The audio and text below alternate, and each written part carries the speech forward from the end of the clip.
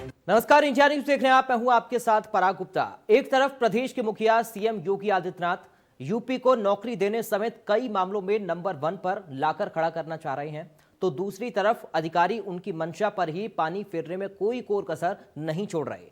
यहां तक कि सीएम नियुक्ति के बाद उन नवनिर्वाचित लोगों से बातचीत कर ये तक पूछते हैं कि नौकरी मिलने में कोई दिक्कत तो नहीं हुई, नौकरी लेने के लिए किसी को घूस तो नहीं देनी पड़ी। लेकिन औरैया में एक डीआईओएस हृदय नारायण त्रिपाठी का कथित ऑडियो सीएम की मंशा पर पानी फेरता हुआ नजर आने लगा है।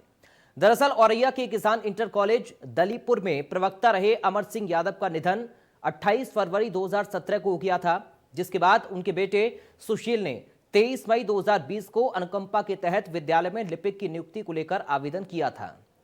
कई शिक्षक संगठनों ने भी उसकी नियुक्ति का मामला उठाया। आरोप है कि डीआईओएस कार्यालय बिना रुपए की मांग पूरी किए बिना नौकरी देने को तैयार नहीं। अब इसका ऑडियो भी सामने आ गया है, जिसमें डीआईओएस औरैया हृदय नारायण त्रिपाठी ने फोन पर सुशील से बातचीत में रुपयों की मांग की है।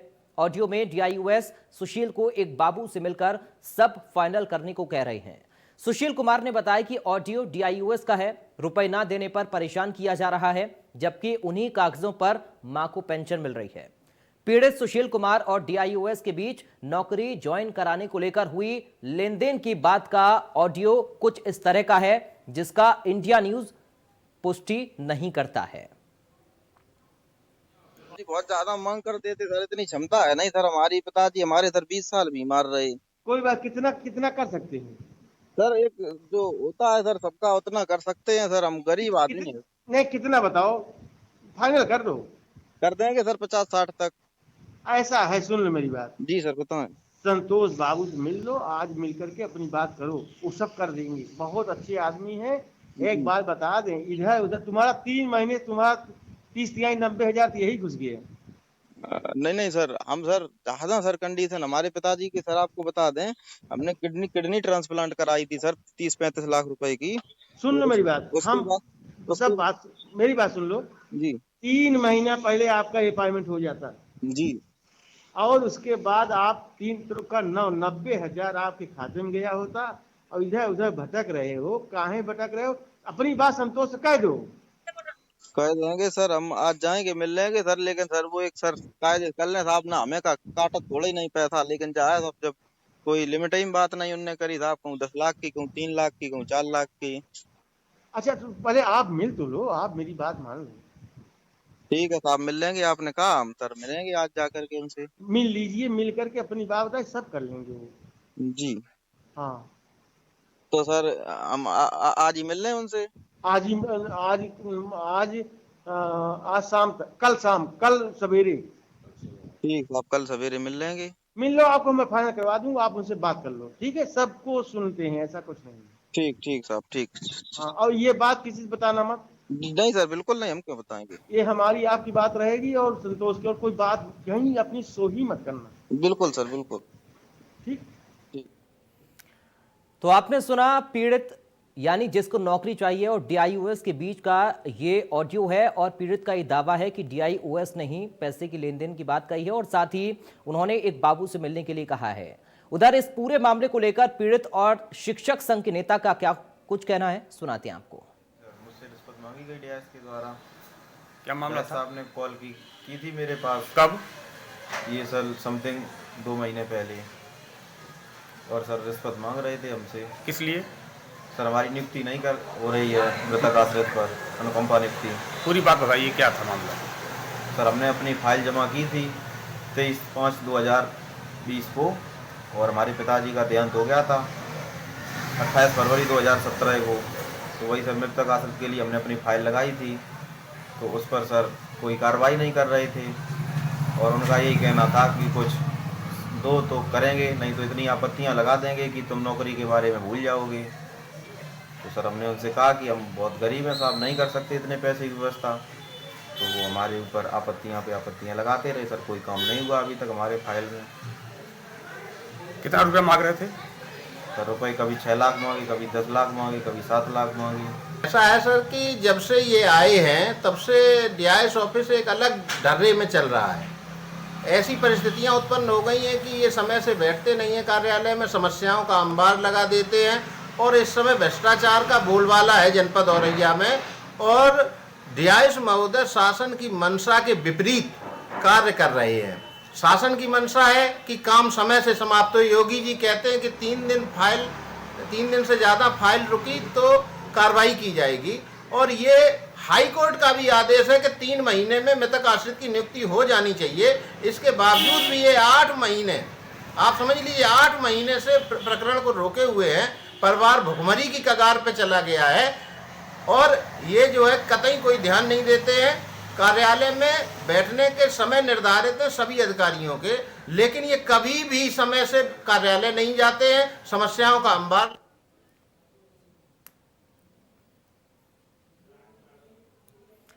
तो आपने सुना पीड़ित की ओर से क्या कुछ कहा गया है, और ऐसे में अब मेरे साथ 2 खास मेहमान है, सीधा आपका मैं परिचय करा दूं। मेरे साथ हैं पीड़ित खुद सुशील यादव। सुशील जी, आपका स्वागत है इंडिया न्यूज पर। साथ ही मेरे साथ हैं सुनील मिश्रा, जो जिलाध्यक्ष हैं माध्यमिक शिक्षक संघ के। सुनील जी, आपका भी स्वागत है। सुशील जी, सबसे पहले आप ही के पास मैं आ रहा हूं, और आप बताइए आज इंडिया न्यूज पर क्या कुछ आपकी समस्या है, क्या आपसे मांग की गई है, कितने पैसों की मांग की है, किसने मांग की है? सुशील जी बताइए।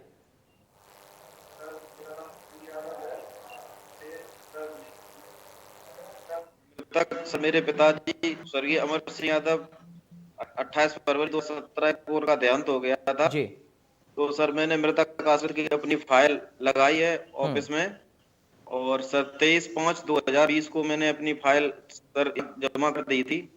उसके बाद कोई भी उस पर कार्रवाई नहीं की गई है, और कार्रवाई न करने का केवल यही कहा कि ये कुछ पैसे दें, रिश्वत दें, जिससे कार्रवाई बढ़ाई जाए। तो सर जब मेरे पास पैसे की व्यवस्था नहीं थी तो डीआईएस साहब ने खुद मेरे पास कॉल करके पैसे की मांग की जी। और मुझसे कहा कि तुम संतोष बाबू से मिल लो, वो तुम्हारा करवा देंगे, और पैसे की ऐसे लेन देन की जो भी हो वो अपनी बात कर लो। तो सर हम बाबूजी से जब बात करने गए तो उन्होंने कोई संतोषजनक जवाब नहीं दिया। कभी 6 लाख, कभी 10 लाख ऐसी मांगे की हैं जी। तो उसके तब से अटका हुआ है, कुछ हो ही नहीं रहा उस पे। डीआईओएस के कहने के बाद आप संतोष बाबू से मिले हैं सुशील जी? जी जी जी। संतोष बाबू की ओर से क्या कुछ कहा गया आपसे? उन्होंने सर कोई संतोषजनक जवाब नहीं दिया। हमसे उनकी बहुत ज्यादा देर बात नहीं हुई है। उन्होंने केवल हमसे यही कहा कि अगर जो करना इतना बता रहे तो कर दो, नहीं तो फिर ठीक है जो भी। उन्होंने कोई संतोषजनक मुझे जवाब नहीं दिया।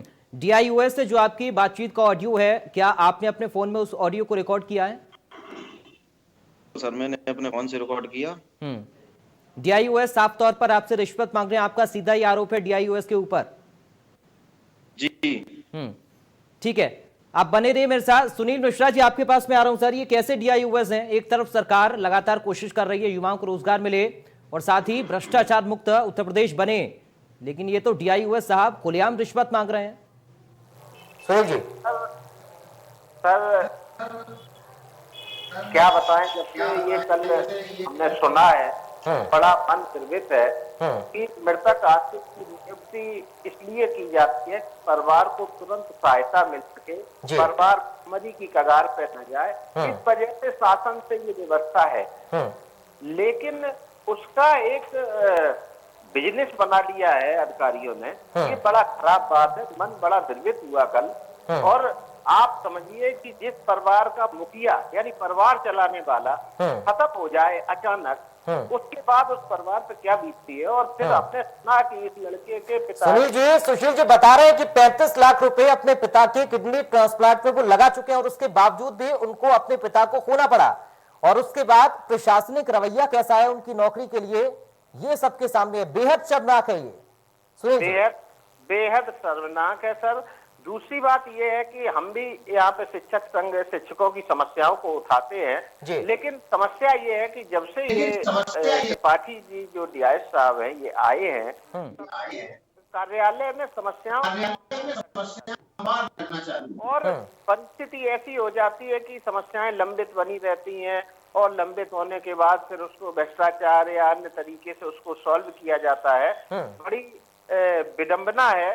तो यहाँ कल हम मुख्यमंत्री जी का वो देख रहे थे एक पेपर में कि 3 दिन से ज्यादा फाइल अगर लटकी तो कार्रवाई होगी, और यहाँ पे हर समस्या जो हर फाइल पर समस्या बनाई जाती है। देखिए सुनील जी, आप लोगों को तो आवाज उठानी चाहिए सर। आप लोगों को आवाज उठानी चाहिए ऐसे लोगों की जो दर दर की ठोकर खा रहे हैं। सरकारी योजनाएं हैं, सरकार कोशिश कर रही है, शासन कोशिश कर रहा है, खुद सूबे के मुखिया लगे हुए हैं युवाओं को रोजगार दिलाने के लिए, भ्रष्टाचार मुक्त प्रदेश को बनाने के लिए। आप जैसे लोगों को तो सर आवाज उठानी पड़ेगी। बिल्कुल सर उठाते हैं, लेकिन हमारा दुर्भाग्य ये है कि कुछ समय से सरकार की तरफ से कहीं कर्मचारियों पर एस्मा या अन्य चीजें ऐसी आ जाती हैं जिसकी वजह से हम लोग भी थोड़े विवश हो जाते हैं, हड़ताल वगैरह नहीं कर सकते हैं। तो ये थोड़ी सी समस्याएं हम लोगों के सामने रहती हैं। फिर भी उनको ज्ञापन देके या अन्य माध्यमों से हम उनको समझाने का प्रयास करते हैं, समस्याओं को निस्तारित कराने का प्रयास करते हैं जी। लेकिन अब आप बताइए कि प्रत्येक जहां पर भी पूरे प्रदेश में है, अधिकारियों के बैठने का एक समय निर्धारित कर दिया गया है कि इसमें जो है जनता उनसे सीधे मिल सके। लेकिन हमारी विडंबना ये है कि हमारे अधिकारी जो है मिलते ही नहीं है कार्यालय में। तो ऐसी परिस्थिति में हम लोगों के सामने बड़ी समस्या उत्पन्न ठीक है सुरेश जी, आप मेरे साथ बने रहिए। सुशील जी आपके पास भी लौटूंगा, आप मेरे साथ बने रहिए। मेरे साथ मेरे संवाददाता औरैया से सुरेश मिश्रा जुड़ गए। सुरेश, ये पूरा मामला सुशील बता रहे हैं कि उनसे रिश्वत मांगी जा रही है, डीआईओ से बात करने की कोशिश की आपने, क्या कह रहे हैं वो? देखिए, ये कल शाम को करीब 9 बजे ऑडियो वायरल हुआ है और जैसे ही ऑडियो आया है तभी तत्काल जो इंडिया न्यूज ने डीआईओ से और उनके बाबू से संपर्क करने का प्रयास किया, उनको टेलीफोन किया। उनके सीयूजी नंबर पे भी फोन किया गया था और उनके पर्सनल नंबर पे फोन किया गया था, लेकिन उन्होंने कॉल रिसीव नहीं किया है। आज सुबह से लेकर के अब तक मैंने कई बार टेलीफोन किया उनको, लेकिन उन्होंने कॉल रिसीव नहीं किया है। दफ्तर में भी इंडिया न्यूज पहुंचा, लेकिन वहां भी वो नहीं मिले हैं। मैं आपको बताना चाहूंगा कि जो ये शिक्षा विभाग है, शिक्षा विभाग के सबसे बड़े अफसर माने जाते हैं डीआईओएस। बिल्कुल। शिक्षा विभाग एक संस्कारों की परिपाठशाला होती है जहां पर बच्चों को शिक्षा दी जाती है और निश्चित रूप से यहाँ के विद्यालयों से बच्चे पढ़ करके देश की सेवा में जाते हैं। जब इस प्रकार के अधिकारी जो शिक्षा विभाग से जुड़े हुए हैं वही भ्रष्टाचार में लिप्त होंगे तो वो बच्चों को क्या संस्कार देना चाहेंगे? बच्चों को निश्चित रूप से ये जो है इस प्रकार का जब संस्कार मिलेगा, भ्रष्टाचार का संस्कार मिलेगा, तो वो देश के लिए बहुत ही खतरनाक होगा। और सबसे बड़ी बात यह है कि एक लाचार पीड़ित युवक जो सुशील यादव है, उसके पिता की मृत्यु करीब 3 वर्ष पहले हो जाती है और मृत्यु के पहले करीब 35 लाख रुपए उनकी इलाज में पूरा परिवार ने जो है खर्च किया। वो परिवार आज की डेट में बिल्कुल विवश है, लाचार है और 2-2 पैसे के लिए मोहताज है। इसके बावजूद भी जैसे ही उसने फाइल शिक्षा विभाग के दफ्तर में भेजा तो निश्चित रूप से इन्होंने डीआईओएस और उनके बाबुओं ने उसको बिल्कुल गिद्ध की दृष्टि से देखना चालू कर दिया और ऐसा लगा कि जैसे अब उसको एक कोई भोजन मिल गया है और उनके मांस के लोथड़ों को खा करके अपना जेब भरने का प्रयास करने लगे हैं। लगातार वो प्रयास करता रहा कि उसको नौकरी मिल जाए, अपने परिवार का जीवन यापन शुरू कर दे, लेकिन जो है शिक्षा विभाग के अधिकारियों ने एक भी नहीं सुनी। लगातार उस पर जो है कोई ना कोई ऑब्जेक्शन लगाते रहे और आज तक उसको नौकरी नहीं मिल पाई है। तो 10 लाख रुपए की कभी मांग, कभी 5 लाख रुपए की मांग, कभी 3 लाख रुपए की मांग, कभी 60-70 हजार रुपए की मांग।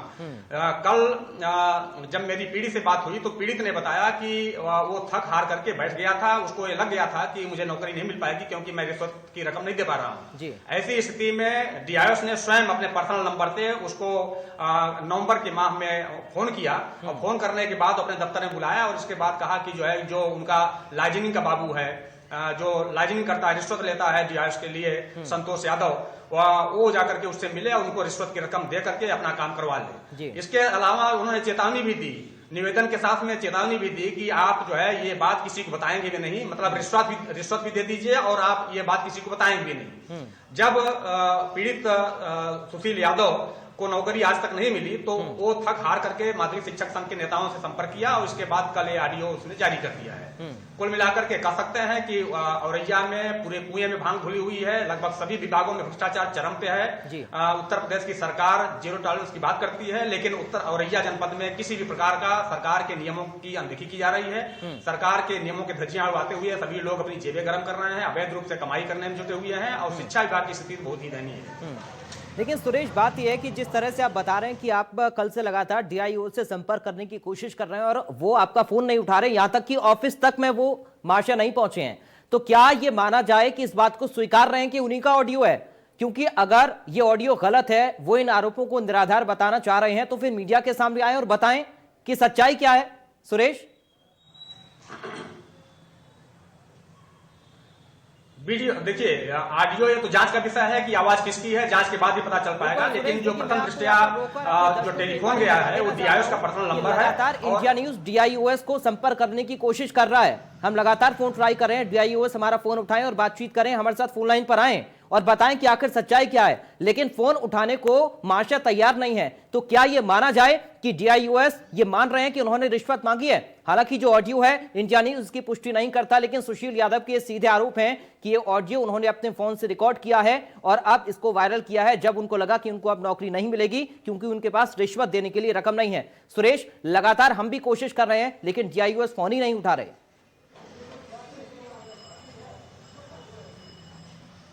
बिल्कुल, देखिए, प्रथम दृष्टया तो जो ऑडियो है वो जांच के बाद ही पता चल पाएगा कि वो ऑडियो किसका है। लेकिन जो पीड़ित सुशील यादव हैं उनके मोबाइल नंबर पे डीआईओएस साहब के पर्सनल मोबाइल नंबर पे फोन आया था, वो मेरे पास मौजूद है, उसका जो है रिकॉर्ड मेरे पास मौजूद है। तो निश्चित रूप से कहा जा सकता है कि जो डीआईओएस का पर्सनल नंबर है उस नंबर से उन्होंने स्वयं फोन किया था पीड़ित सुशील यादव को और उससे रिश्वत की मांग की थी। तो प्रथम दृष्टया तो निश्चित रूप से ये ऑडियो डीआईओएस साहब का ही है। डीआईओएस साहब को इस पर सफाई देनी चाहिए थी, लेकिन डीआईओएस साहब लगातार इंडिया न्यूज के प्रयास के बाद भी अभी तक वो फोन नहीं उठा रहे हैं। इससे साबित होता है कि निश्चित रूप से ये जो ऑडियो है वो निश्चित रूप से ही कहा जा सकता है उनका है। हालांकि ये जांच का विषय है, मैं इस बात को प्रमाणित नहीं करता हूं, इंडिया न्यूज इस बात को अभी तक प्रमाणित नहीं कर रहा है। लेकिन डीआईओएस साहब को जो हृदय नारायण त्रिपाठी हैं, जनपद औरैया में जिला विद्यालय निरीक्षक के पद पर तैनात हैं, उनको इस बात की सफाई के लिए इंडिया न्यूज के सामने आना चाहिए था, दर्शकों को बताना चाहिए था कि जो ऑडियो है वो सत्य है या असत्य है। फिलहाल वो कैमरे से बच रहे हैं, दफ्तर में भी नहीं पहुंचे हैं। इंडिया न्यूज की टीम उनके दफ्तर में पहुंची लेकिन वहां भी वो मौजूद नहीं मिले। ठीक है सुरेश, मैं आपके पास लौटूंगा, आप भी बने रहिए। मेरे साथ शिकायतकर्ता प्रदीप तिवारी जुड़ गए हैं। प्रदीप जी, आपका स्वागत है इंडिया न्यूज पर। यह मामला डीआईओएस से जुड़ा हुआ है, जो कि एक बड़े अधिकारी हैं जिले के, जिनको जाहिर तौर पर युवाओं की अगर नौकरी की बात है तो ध्यान देना चाहिए, लेकिन महाशय रिश्वत की मांग कर रहे हैं। बड़ा सवाल यह है कि सीएम योगी आदित्यनाथ खुद लगातार सरकार के हर एक मंत्री कोशिश करते हैं कि किसी भी तरीके से भ्रष्टाचार मुक्त प्रदेश को बनाया जाए और साथ ही युवाओं को रोजगार मिले, लेकिन ये अधिकारी पलीता लगाने से बाज नहीं आ रहे हैं शासन की योजनाओं को, उनके जो योजनाएं हैं उनको। प्रदीप जी जी, क्या कुछ आपकी शिकायत में सर? जी, मैंने जन सुनवाई पोर्टल पर श्री जनता इंटर कॉलेज अजीतमल में फर्जी नियुक्तियों की शिकायत दर्ज कराई थी जी, जिनका जिला विद्यालय निरीक्षक के द्वारा कोई आज तक उस पर कार्रवाई नहीं की गई है, न कोई जांच की जाती है, सब फर्जी तरीके से निस्तारण करके भेज दिया जाता है। पिछले महीने मैंने जिलाधिकारी महोदय के यहाँ शिकायत दर्ज कराई, उस पर जिलाधिकारी महोदय ने जांच एडीएम श्रीमती रेखा चौहान को सौंपी जी, और उन्होंने डीआईओएस साहब को और हमें बुलवाया वहां सुनवाई में।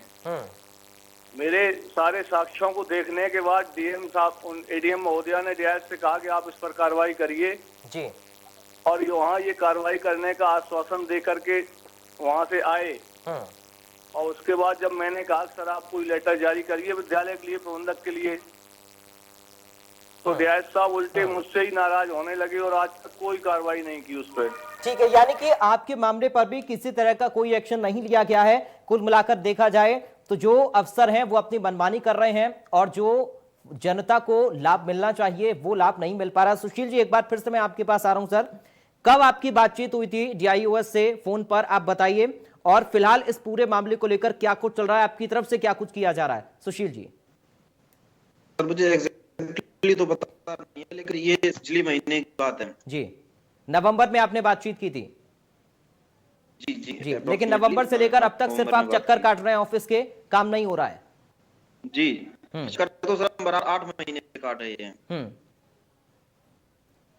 जी, बराबर 8 महीने से काट रहे हैं जी, और बार मिलने की भी आपसे कभी वो मिलते नहीं है और कभी वो उपस्थिति नहीं होती है उनकी ऑफिस में, तो ऐसे मुझे निराश होकर लौटना पड़ता है। सुशील जी, आपने शिकायत कहाँ पर की है इस मामले की? आपने शिकायत कहाँ की है? क्या सीएम पोर्टल पर आपने शिकायत की है या संबंधित विभाग से शिकायत की है? आप किसी जन सुनवाई में गए हैं, कोई ऐसी शिकायत की है आपने? सर मैंने पहले तो कोई शिकायत नहीं की, मुझे लगता था कि ये कर देंगे, लेकिन मुझे लगा कि नहीं करेंगे, तो सर मैंने अपने सुनील मिश्रा जी से अध्यक्ष हैं शिक्षक संघ के, उनसे मैंने शिकायत की और जो शिक्षक संघ के उत्तम शुक्ला जी हैं उनसे मैंने शिकायत लिखित में की है सर। और उसके बाद ही इस पूरी जानकारी इन लोगों को मिली और इन लोगों ने उस पर तुरंत कार्रवाई की। और उसके बाद ये सर मुझसे ऑडियो वगैरह के लिए पूछा गया, रिकॉर्डिंग वगैरह के लिए, तो मैंने कहा हाँ ऐसे ऐसे बात हुई थी हमारी जी। तो वही फिर ऑडियो मैंने इन लोगों को सुना, उसके जरिए सर ये सारी प्रक्रिया की गई है। ठीक है, बने सुरेश। अभी प्रदीप तिवारी को भी आपने सुना और लगातार सुशील यादव को भी हम सुन रहे हैं। क्या जिलाधिकारी से बात करने की कोशिश हुई है? क्या कुछ डीएम कह रहे हैं इस मामले को लेकर? क्योंकि जिम्मेदारी अगर कोई अफसर अपनी नहीं समझ रहा है तो सीधा फिर डीएम को इस पर मामले पर देखना चाहिए, जांच पड़ताल इसकी करवानी चाहिए।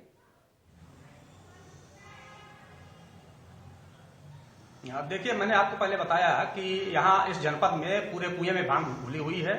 कोई भी अधिकारी अपनी जिम्मेदारी से कोई काम करने का प्रयास नहीं करता है। सभी लोग अपनी जिम्मेदारी छोड़ करके भागने का प्रयास करते हैं। सुबह से अब तक इंडिया न्यूज जिलाधिकारी से भी संपर्क करने का प्रयास किया, जिलाधिकारी से टेलीफोन से वार्ता हुई। जिलाधिकारी ने बात बताया, कहा कि इसकी जांच, जो ऑडियो वायरल हुआ है सुशील यादव का और डीआईएस के बीच का, इसको सीडीओ को जांच दे दी गई है। लेकिन कैमरे के सामने बोलने से वो भी इनकार कर दिया। उन्होंने कहा कि जब तक जांच रिपोर्ट नहीं आती है तब तक मैं कुछ नहीं बोलूंगा।